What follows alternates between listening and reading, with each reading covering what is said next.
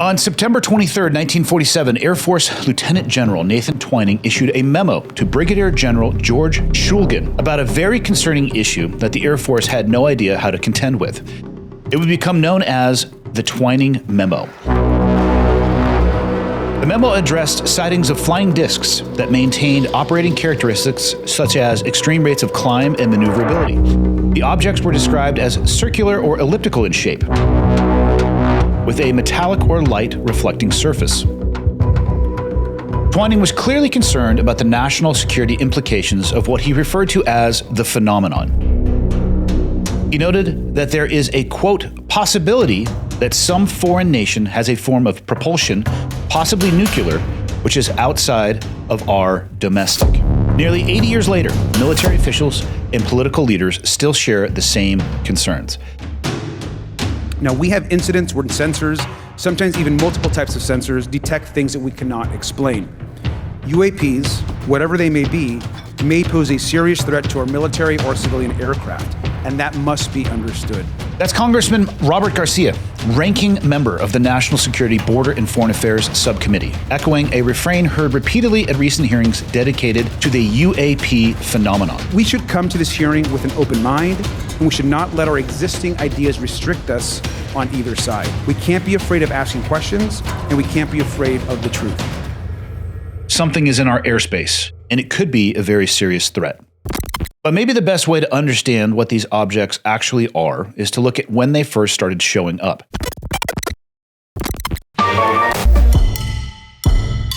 My name is Andy Stumpf, and this is Black Project, a 4-part Change Agents special investigative series. So look at that thing. It's rotating. We hear from experts, whistleblowers, and insiders to try to figure out if our government is behind these strange craft. And if so, why are they keeping the truth from the public?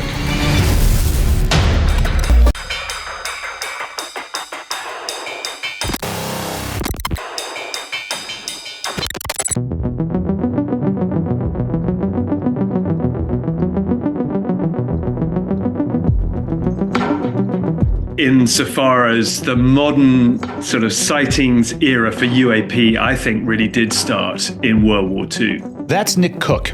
For years, he was the editor of the esteemed publication Jane's Defense Weekly. For more than a century, it has been the premier outlet covering the defense industry, aerospace, military contractors, and aviation innovation. He is also the author of the book The Hunt for Zero Point.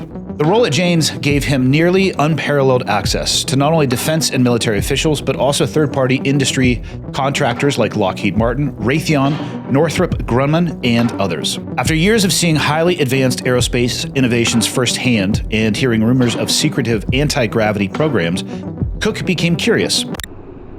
Could UAPs actually be evidence of black projects working on developing advanced propulsion systems?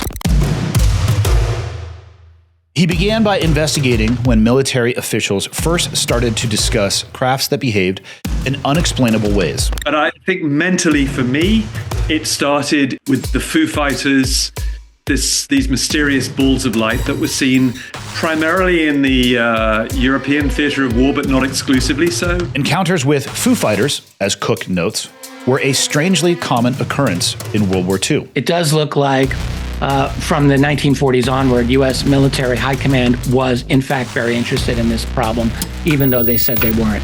Why? Why? What do they think this was? That's renowned UAP researcher and author Richard Dolan discussing the sightings around the time of World War II. So you go through the early documents and ask yourself, what were they saying about it? And you discover, oh, there was actually quite a few declassified through FOIA military reports that describe pretty fascinating encounters. Air Force pilots encountering solar white discs that fly under their plane, and the pilot feels a bump as it goes underneath. It's like, what the hell was that in 1951?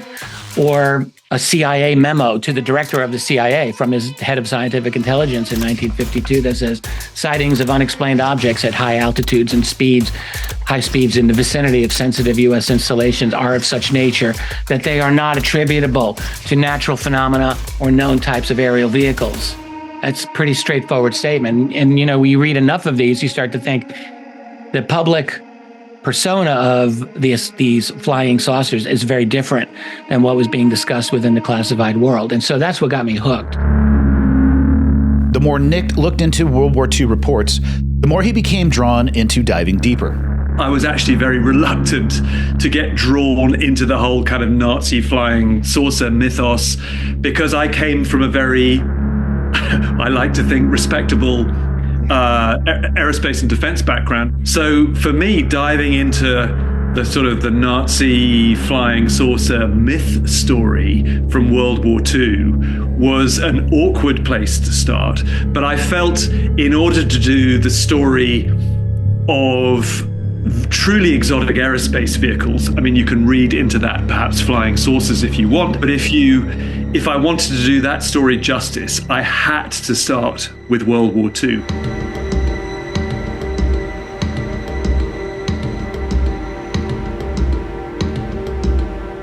Despite his initial awkward feelings about examining supposed Nazi UFOs, Cook decided to visit Germany to look into the SS archives.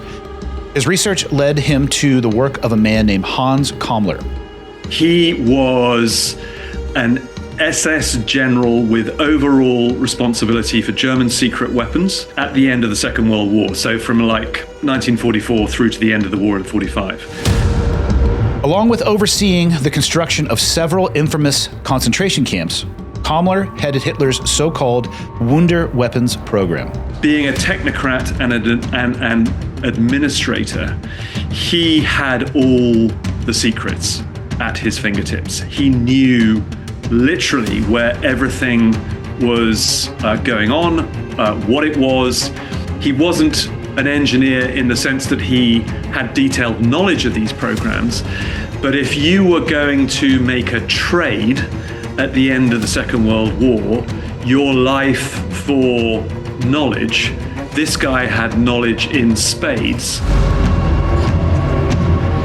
U.S. Air Force Captain Edward J. Ruppelt would later write that when World War II ended, the Germans had several radical types of aircraft and guided missiles under development. The majority were in the most preliminary stages, but they were the only known craft that could even approach the performance of objects reported by UFO observers. A CIA memo from 1952 reported that German engineer and former pilot Rudolf Schreiber had applied for a patent for a flying saucer that could, quote, rise and descend vertically or remain motionless in the air, and had a max speed of more than 2,400 miles per hour. Interestingly, Schreiber claimed that the plans for an actual model of his craft were stolen from his workshop in 1948 by agents who wanted to build the craft for a foreign power. Famed British aeronautical engineer Sir Roy Fedden, who worked on the World War II era craft for the Allies, later said, "I have seen enough of their designs and production plans to realize that if the Germans had managed to prolong the war some months longer, we would have been confronted with a set of entirely new and deadly developments in air warfare."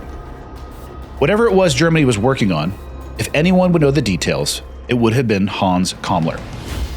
He literally oversaw all the secret weapons developments at the end of the Second World War in order to get to grips with what I perceived could be a deeply hidden secret in American aerospace, which was the existence of an anti-gravity program. I had to do my due diligence in World War II, which meant taking a look at what was said about Nazi flying saucers. So I did. I went through a lot of archived material that had not been accessed before, to the best of my knowledge. So I started there, and I started using my aerospace and defense background knowledge from my contemporary work into secret stuff that was going on in America in the 80s and 90s and beyond. And I started to look at what the German archives and American archives said about German secret technology at the end of the Second World War, which could have given rise to the flying saucers and the Foo Fighters that were reported to have been seen in that theater of operations. I found a lot of very interesting stuff. I think a lot of it had not been turned up before. There were many of the mechanisms that would have gone into a remotely piloted vehicle that could have been mistaken for or attributed to those Foo Fighter sightings. There were things like sensing technology the Germans were working on, which allowed a remotely piloted vehicle to follow an American or an Allied bomber stream by latching onto literally the smell of their engines, which is a phenomenally advanced concept for the time. I couldn't find any evidence that it had been developed into a system or a subsystem. I also found plenty of evidence that they were working on remotely piloted air vehicle technology as well. So what I was looking for was evidence whether these things had been integrated into an air vehicle, and I couldn't. However, he doesn't rule out that the infamous Nazi bell, an experimental device that was thought to somehow bend space and time, could have actually produced a surprising effect. I personally think now, and particularly with the benefit of hindsight, that this was probably some isotope separation device for the Germans' nuclear program, which was quite advanced, much more advanced than people tend to think it was, and history gives it the credit for at the end of World War II. So that is what I think that the bell, had it existed, really been associated with, but it may have had some as I say, kind of spin-off byproduct effect, which could have been seen as anti-gravitic. It is clear that whatever breakthroughs the Germans had made were of deep interest to the Americans. As World War II came to a close, the U.S. military undertook a mission known as Operation Paperclip. Its purpose was to take the Nazis' best scientists and weapons experts out of the country, repatriate them to the United States in exchange for having them go to work on secretive American military projects. Kammler, however, was not part of Operation Paperclip. Beyond being a high-ranking Nazi official, he was a war criminal. And until Cook and his colleagues' investigation, no one knew what actually became of the mysterious Nazi Wunderweapons head. And although my book, The Hunt for Zero Point, I looked for him in that book, I didn't find him in that book. I did, however, work with some researchers after that book was published, and we did find him. And lo and behold, he didn't commit suicide like the 6 varying testimonies of his death attested to or supposedly did. He handed himself over to the Americans. And that has been a secret. It still is a secret, but through diligent work by some colleagues of mine who went on to publish a book, a very good book called The Hidden Nazi, Hans Kammler's story was revealed. And it is a story of knowledge of deeply secret technology, which was worth the trade for a misbegotten life.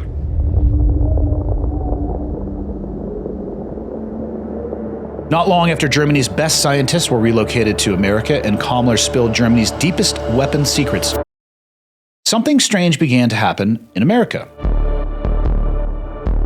Odd craft started showing up, and in some cases, crashing in remote areas of the country. The kind of UAP era in the States really kind of kicks off in 1947 with sightings in the US Northwest, so Washington State to begin with, then around New Mexico, where of course you have the story of the Roswell crash, then a plethora of sightings in the US Southwest, many of them I have to say around nuclear sites. Roswell, the base, was home to the 409th Bomber Squadron, which was the first nuclear-capable unit, aerial unit, with B-29s, amongst which there had been aircraft that had dropped the first bombs on Japan.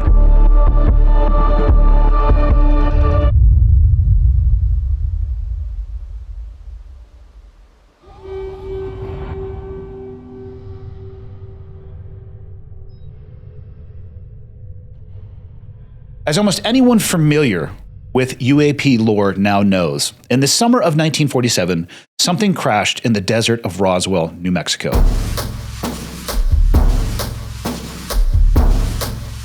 Anybody who was around at Roswell, firsthand knowledge, is dead now, literally. So, that's the ultimate compartmentalization. I live in Knoxville, Tennessee, and I back up to Oak Ridge National Laboratory. And during the war, they created the bomb, or one of them. And, you had thousands of people worked over there, and maybe a half a dozen people in the whole thing knew what it was about. That's Senator Tim Burchett. Today, the representative from Tennessee is one of Congress's leading figures pushing for UAP disclosures, despite pushback from intelligence and military officials. I was on one of these shows one time, and I told him, I said, I want y'all to know I'm not suffering from depression, and I will not be jumping off a cliff or shooting myself in the back of the head 6 times to commit suicide. I said, because a lot of these people don't like folks like me. He's long been skeptical of the military's account of the Roswell incident of 1947. They're hiding something. They've spent tens of millions of dollars since 1947 Roswell. If you look up Roswell, New Mexico, the UFO thing, and it's interesting, military intelligence comes out one day, literally issues a press release, it's in newspapers, saucer recovered. Then next day they pull this poor colonel out, and he's got a hold of the remnants of something that looks like a hot air balloon and says, we made a mistake, it was a balloon. They just don't make mistakes like that. Military intelligence, to me, is like congressional ethics. I really don't think it exists. Ladies and gentlemen, hot salt from Firecracker Farm is the real deal. It's not just heat, it's flavor that elevates everything that you cook. The best thing to happen to food since fire. That's a bold statement, but I'm going to go ahead and agree with that. It's delightful. One of the best things about this brand is there's a real person behind it. His name is Alex, and he makes these in small batches, so it's not always easy to get. You don't want to miss out. All of the flavors are great. I have tried all of them. You really can't go wrong. Seriously, try it on everything. Steaks, vegetables, everything in between. I love cooking. I like cooking at home. I don't like putting sauces and overbearing things on the things that I cook, so I tried a little bit of the salt. And if I'm being honest, I tried a little bit too much the first time. It was a little spicy. So I had to back it off a little bit, and it made everything that I cook at home taste better. So it's an easy addition to the things that I already make. It tasted amazing. I was using the product for well over 6 months before Alex reached out to present as the sponsor for Change Agents. Easy peasy. I was already doing it. No additional time. A touch point with it in my personal life. I can talk about it from personal experience.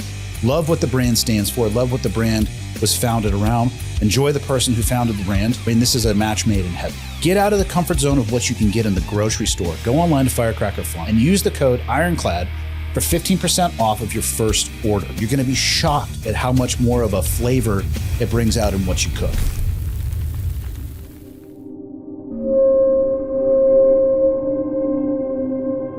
But Roswell wasn't the only place that these objects began showing up in the wake of both Operation Paperclip and the Manhattan Project. There seems to be this connection, and there long has been, between UFO sightings and nuclear sites. And that certainly was the case from 1947 onwards. Even when you look at the initial sightings over Washington State in 47, those were connected with the plutonium production sites that had been installed there during World War II. So that connection is pretty well established. You then get a lot of sightings over places like Albuquerque. Albuquerque is associated with a base called Kirtland Air Force Base, so literally abuts the civilian airfield at Albuquerque. And Albuquerque was also deeply associated with nuclear activity. So, and you have a little further to the north, you have Los Alamos, which I've also visited. And so those, weirdly, and I talk about this in my new book, which I'm serializing on Substack, which is called The Light Beyond the Mountains. There are many UFO sightings in 1947 and orb sightings, those kind of like Foo Fighter-like sightings over Kirtland Air Force Base and Los Alamos in New Mexico at that time. But weirdly, no one really makes the connection to those Foo Fighters of World War II. It's like they're dealing with something completely separate, which is a disconnect I do talk about in The Light Beyond the Mountains.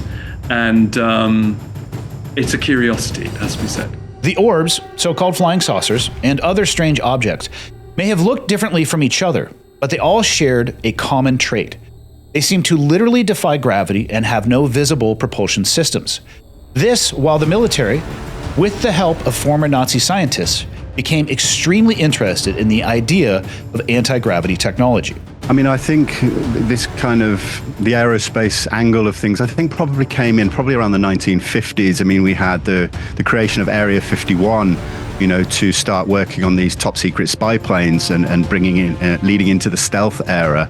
And of course, hypothetically speaking, if crashed UFOs were kind of being looked into by scientists and these companies, that they could potentially try and incorporate some materials into this kind of stealth thing. I think that's the kind of era where a lot of progress was being probably made in physics as well.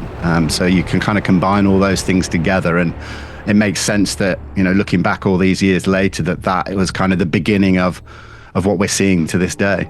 That's Disclosure Project founder and UAP researcher Vinnie Adams. As he notes, in the years after World War II, the military and defense contractors started working on very strange projects. In his book, The Hunt for Zero Point, Cook recounts receiving a photocopy of a magazine article from the 1950s in the mail while working at Jane's Defense Weekly, which sparked some interesting questions about the era's quest for anti-gravitic technology. This magazine article, as you said, landed on my desk at Jane's Defense Weekly. I look at it, it says something like the G engines are coming. It had been photocopied from some 1950s magazine. Don't know what it was doing on my desk, so I have no idea where it came from. Somebody must have sent it to me or sent it to the magazine, my magazine. And so there I am looking at this article, and I'm literally about to throw it in the trash when some names catch my attention in the article. You know, names like Covert and Lockheed and Sperry, and, you know, well-known aerospace names.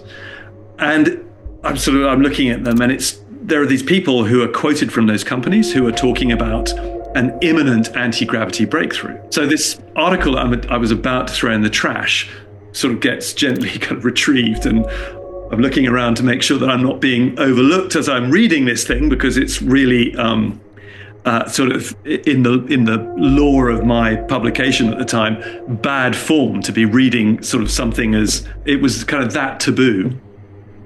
But as I'm reading it, I'm seeing these quotes, as I say, that are saying a breakthrough in anti-gravitic technology is imminent. All of these companies are working on it. You know, give us, I don't know, I think this was in the mid-50s, so like give us 5 to 7 years and we'll achieve a breakthrough. So of course, you know, I have an aerospace background, so I'm going, well, I know that apart from probably in the Jetsons, you know, the cartoon series, no one is flying around in anti-gravitic craft by the early to mid 1960s. So what happened? Were these guys all smoking something, or did something happen? Was there a breakthrough and it just went black? It went secret. At the time, Cook had been working in the aerospace industry for years, and it wasn't inconceivable that a technological breakthrough like this could be undertaken in secret. I knew that there was a pedigree in the US for stuff going black when there is a breakthrough that's happened or is imminent. So I applied this sort of same logic to the whole anti-gravitics space, and that's when I decided to go on the hunt of the title, which was to go and literally, when I went around my everyday day job, was to keep my ear to the ground and my nose to the ground, my eyes open, and speak to people sotto voce very quietly. about what might have been going on since the 50s in that anti-gravitics space. Cook's quest for evidence of anti-gravitic technology led him to the B-2 stealth bomber designed and built by the defense contractor and aerospace giant Northrop Grumman, which seemed to utilize some exotic new technologies. There was a rumor at the time that the B-2 stealth bomber employed some form of anti-gravitics to give it an extra little bit of lift. So it's not to say that, it obviously has jet engines, but through the work of a guy called Thomas Townsend Brown, who had also done some interesting work on electrogravitics in the 1940s and 50s, there was some conjecture that some of that Thomas Townsend Brown technology had gone into what's called a kind of flame jet generator. So it was an electrical generation device embedded within the General Electric engines of the B-2. It sounded like complete rubbish to me. But I had a colleague at Jane's who sadly is no longer with us, and his name was Bill Gunston. He was a very famous aerospace writer, very good one. I mean, super knowledgeable. And Bill Gunston said in an article that he wrote that performance characteristics of the B-2, its weights, capabilities, the thrust of its jet engines, none of those things added up. I mean, in essence, what he was saying was that if you put all those things together, the B-2 shouldn't have been able to get off the ground, but somehow it did. So he then starts talking about all of this anti-gravitic technology in the article and Thomas Townsend Brown stuff. And he ends enigmatically by saying, but I better stop there, otherwise I'm going to go to jail in the Tower of London.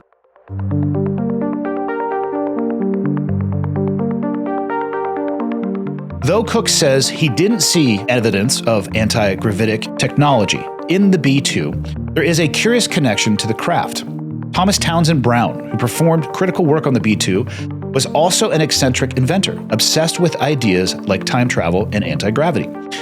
He wrote about his innovation in an article called How I Control Gravitation in 1929 and filed several patents for gravity manipulation devices and even a flying apparatus in 1968. The topic of anti-gravity was going mainstream at the time Brown was doing some of his most innovative work. In the decades following World War II, a breakthrough in anti-gravity technology seemed imminent. That is, until all of a sudden, the programs working on them went dark, and so did mainstream discussion of it. And there's no better example of this sharp turn than the story of a Chinese-American scientist named Ning Li.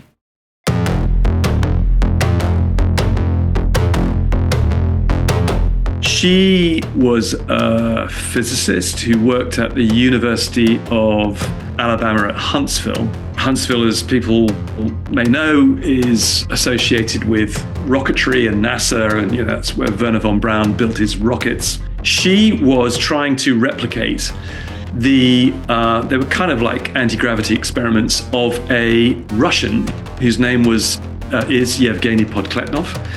And Podkletnov had supposedly discovered an effect wherein when you rotate a superconductor very, very fast at very high rotation speeds in the column of sort of air above the superconductor, imagine that as a sort of like a 12-inch LP that is spinning very fast on a record deck.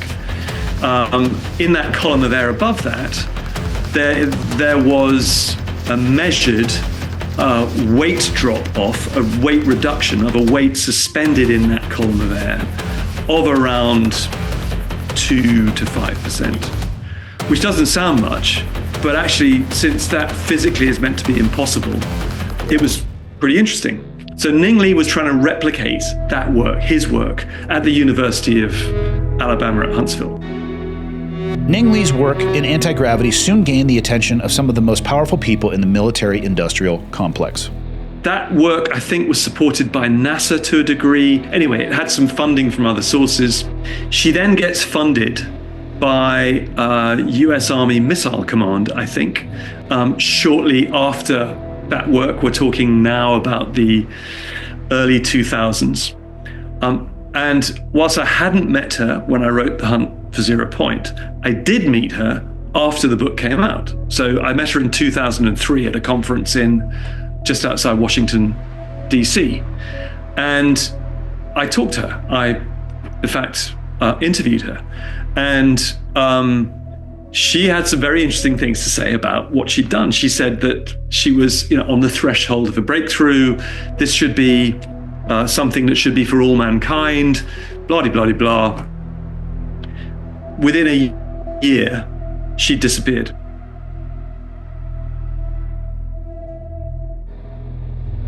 And she didn't turn up again, sadly, until she was reported to have died, which was a few years ago now. So the question is, what happened to her in the interim? Ningley's story is symbolic of the story of UAPs and anti-gravity research in the time following World War II.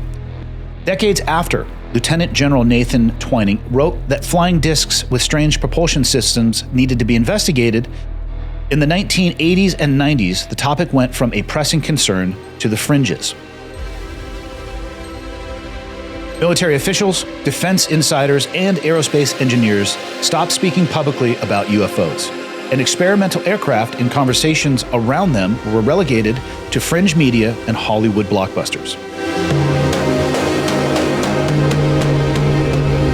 Things seemed to go dark, or maybe they actually just went black.